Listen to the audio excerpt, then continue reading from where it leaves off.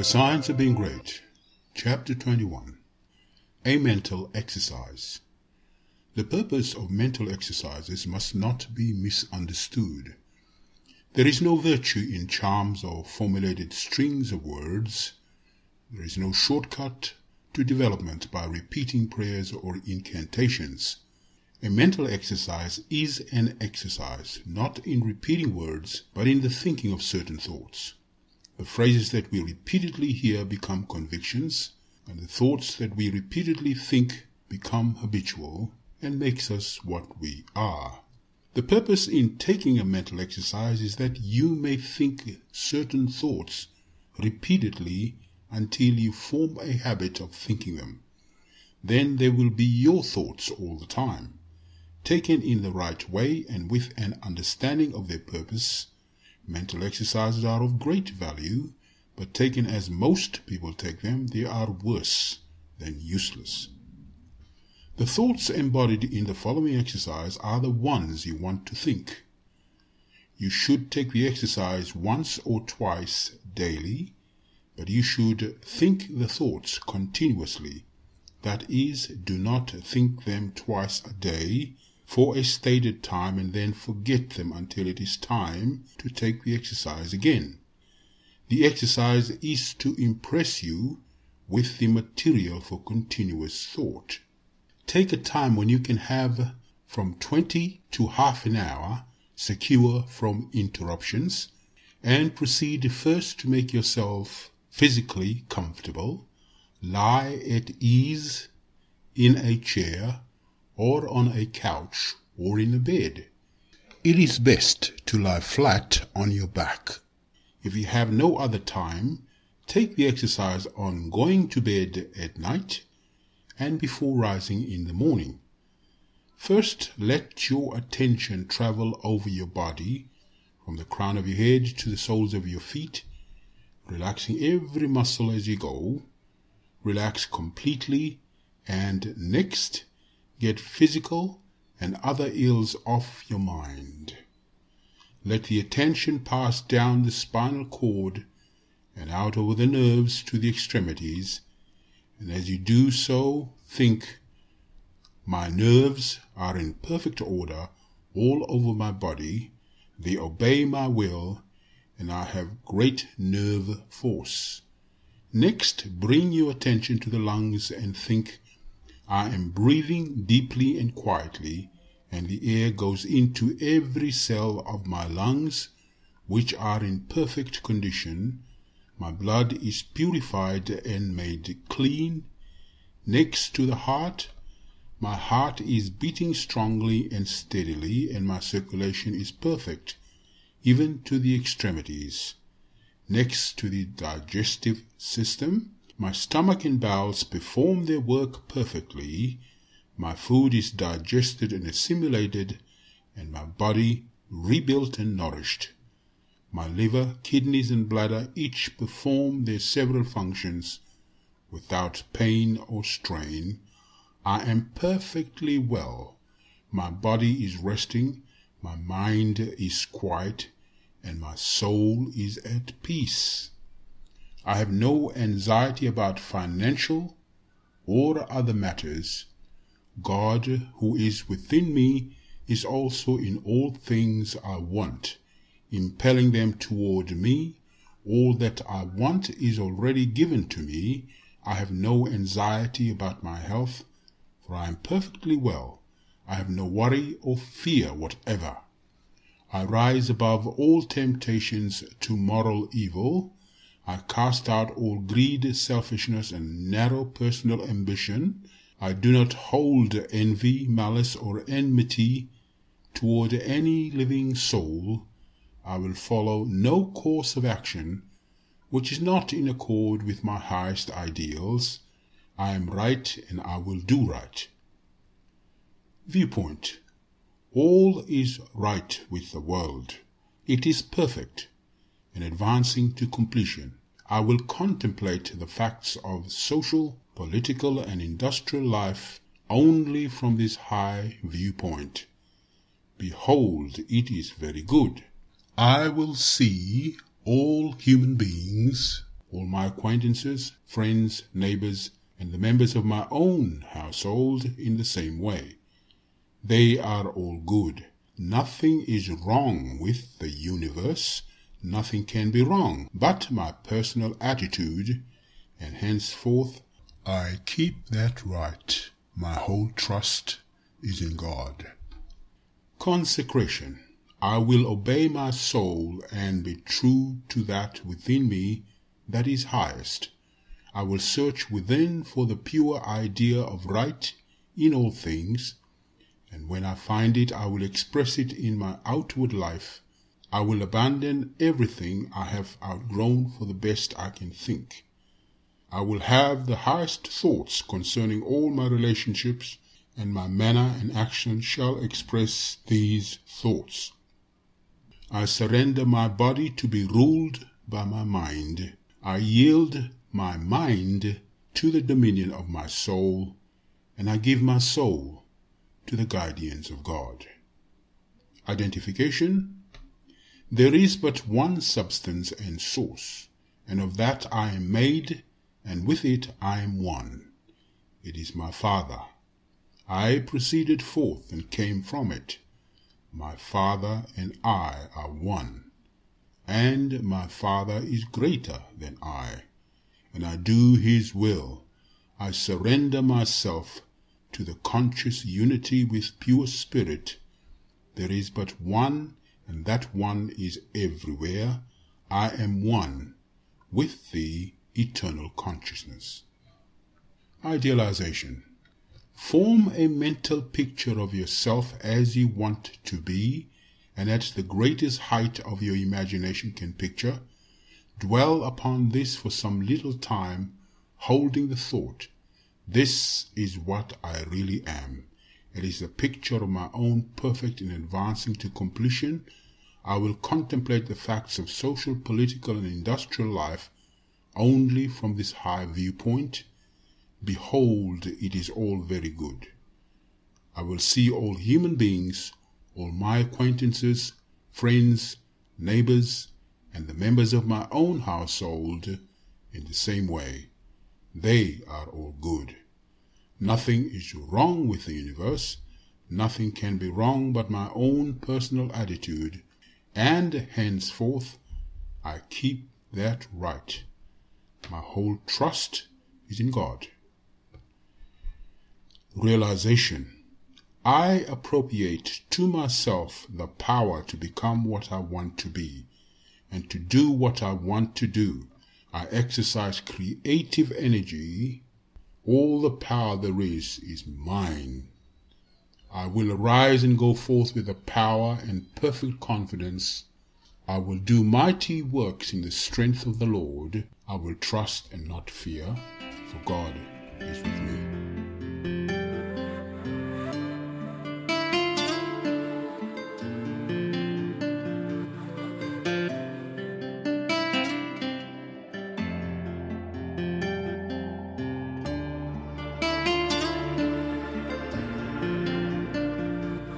The Science of Being Great, the final chapter, a summary of the science of being great. All men are made of the one intelligent substance, and therefore all contain the same essential powers and possibilities. Greatness is equally inherent in all, and may be manifested by all. Every person may become great. Every constituent of God is a constituent of man.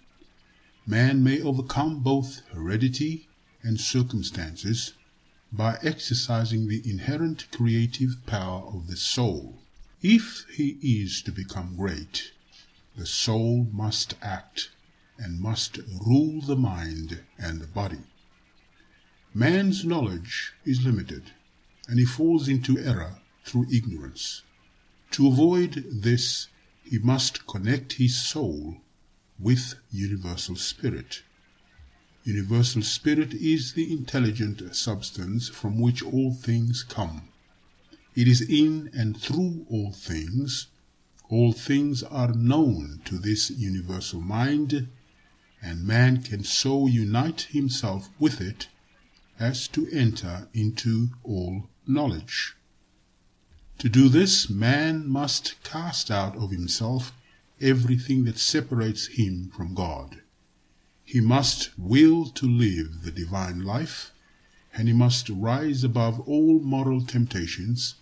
He must forsake every course of action that is not in accord with his highest ideals. He must reach the right viewpoint, recognizing that God is all, in all, and that there is nothing wrong. He must see that nature, society, government, and industry are perfect in their present stage and advancing toward completion, and that all men and women everywhere are good and perfect. He must know that all is right with the world and unite with God for the completion of the perfect work. It is only as man sees God as the great advancing presence in all and good in all that he can rise to real greatness. He must consecrate himself to the service of the highest that is within himself, obeying the voice of the soul. There is an inner light in every man that continuously impels him toward the highest, and he must be guided by this light if he would become great. He must recognize the fact that he is one with the Father and consciously affirm this unity for himself and for all others. He must know himself to be a God among gods and act accordingly. He must have absolute faith in his own perceptions of truth and begin at home to act upon these perceptions.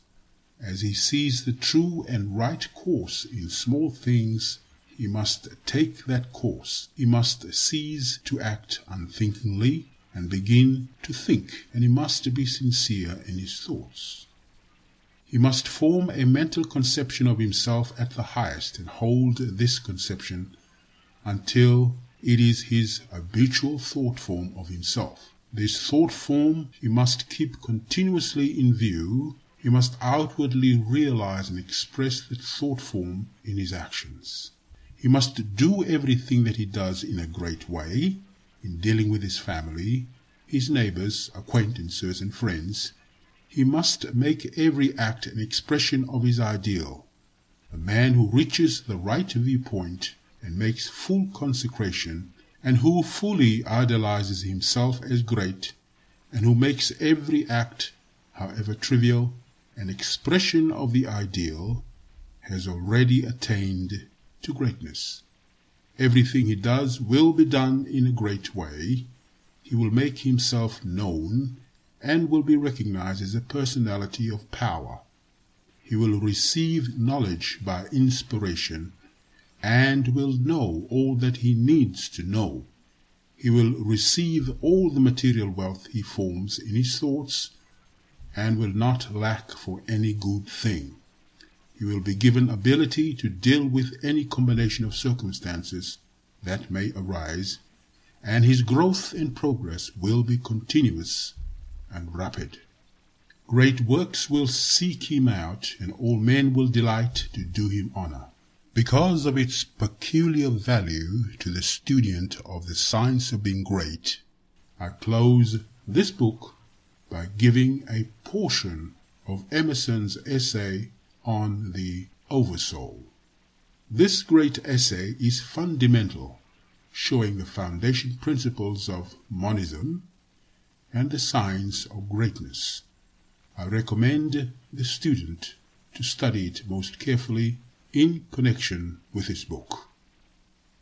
What is the universal sense of want and ignorance but the fine innuendo by which the great soul makes its enormous claim?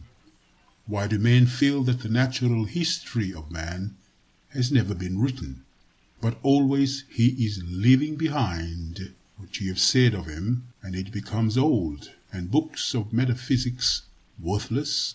The philosophy of 6,000 years has not searched the chambers and magazines of the soul. In its experiments there has always remained, in the last analysis, a residuum, it could not resolve. Man is a stream whose source is hidden. Always our being is descending into us from we know not whence. The most exact calculator has no prescience that somewhat incalculable may not balk the very next moment. I am constrained every moment to acknowledge a higher origin for events than the will I call mine. As with events, so it is with thoughts. When I watch that flowing river, which, out of regions I see not, pours for a season its streams into me, I see that I am a pensioner, not a cause, but a surprised spectator of this ethereal water, that I desire and look up and put myself in the attitude for reception, but from some alien energy the visions come. The supreme critic on all the errors of the past and present, and the only prophet of that which must be, is that great nature in which we rest, as the earth lies in the soft arms of the atmosphere, the unity, that oversoul, with which every man's particular being is contained and made one with all other, that common heart of which all sincere conversation is the worship, to which all right action is submission, that overpowering reality which confutes our tricks and talents and constrains everyone to pass for what he is and to speak from his character and not from his tongue, and which evermore tends and aims to pass into our thoughts and hand and become wisdom and virtue and power and beauty. We live in succession, in division, in parts, in particles. Meantime within man is the soul of the whole, the wise silence, the universal beauty to which every part and particle is equally related, the eternal one, and these deep power in which we exist, and whose beatitude is all accessible to us, is not only self-sufficing and perfect in every hour, but the act of seeing, and the thing seen, the seer and the spectacle, the subject and the object are one. We see the whole piece by piece, as the sun, the moon, the animal, the tree, but the whole of which these are the shining parts is the soul. It is only by the vision of that wisdom that the horoscope of the ages can be read, and it is only by falling back on our better thoughts, by yielding to the spirit of prophecy which is innate in every man, that we know what is said. Every man's words who speaks from that life must sound vain to those who do not dwell in the same thought on their own part. I dare not speak for it. My words do not carry its august sense. They fall short and cold. Only itself can inspire whom it will, and behold, their speech shall be lyrical and sweet and universal as the rising of the wind. Yet I desire, even by profane words, if sacred I may not use, to indicate the heaven of this deity, and to report what hints I have collected of the transcendent simplicity and energy of the highest law. If we consider what happens in conversation, in remorse, in times of passion, in surprises, in the instructions of dreams, wherein often we see ourselves in masquerade, the droll disguises only magnifying and enhancing a real element, and forcing it on our distinct notice, we shall catch many hints that will broaden and lighten into knowledge of the secret of nature.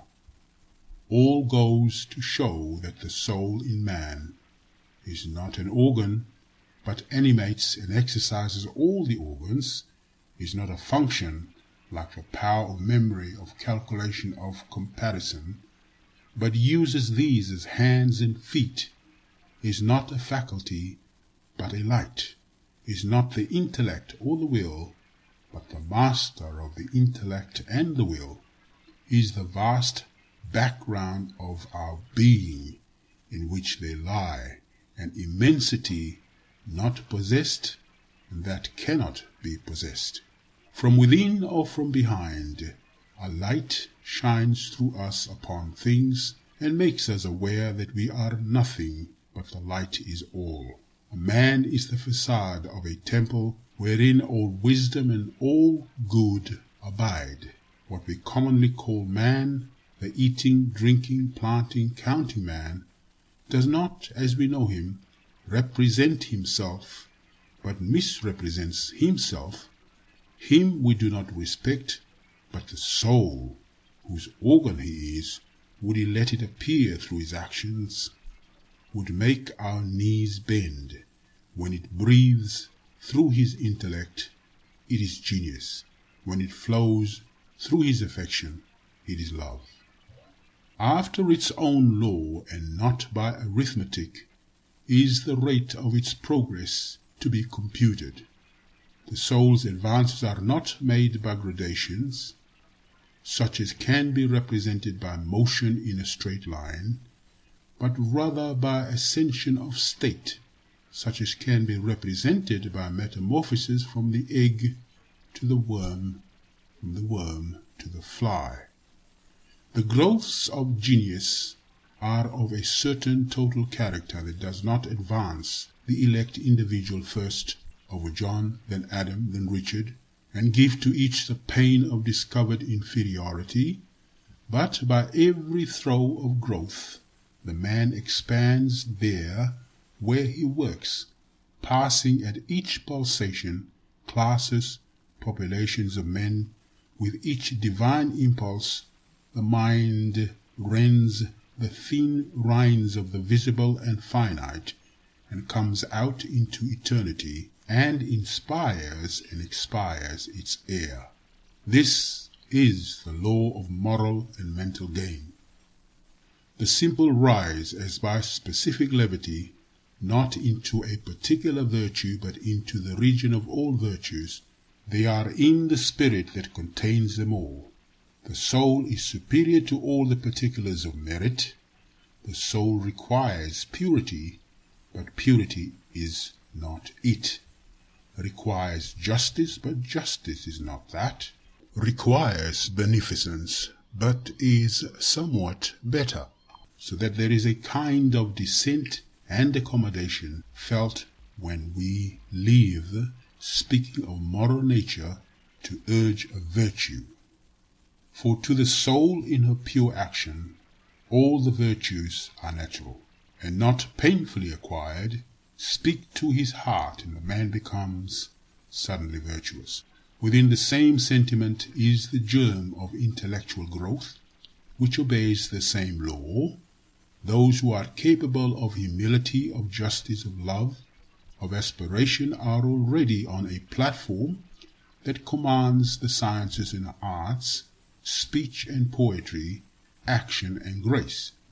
From whoso dwells in these mortal beatitude does already anticipate those special powers which men prize so highly. Justice. Love does justice to all the gifts of the object beloved. The lover has no talent, no skill, which passes for quite nothing with his enamored maiden, however little she may possess of related faculty, and the heart that abandons itself to the supreme mind finds itself related to all its works, and will travel a royal road to particular knowledge and powers. For in ascending to this primary and aboriginal sentiment, we have come from our remote station on the circumference instantaneously to the center of the world, where, as in the closet of God, we see causes and anticipate the universe, which is but a slow effect. And That ends the reading of this book by Wallace D. Wattles, The Science of Being Great.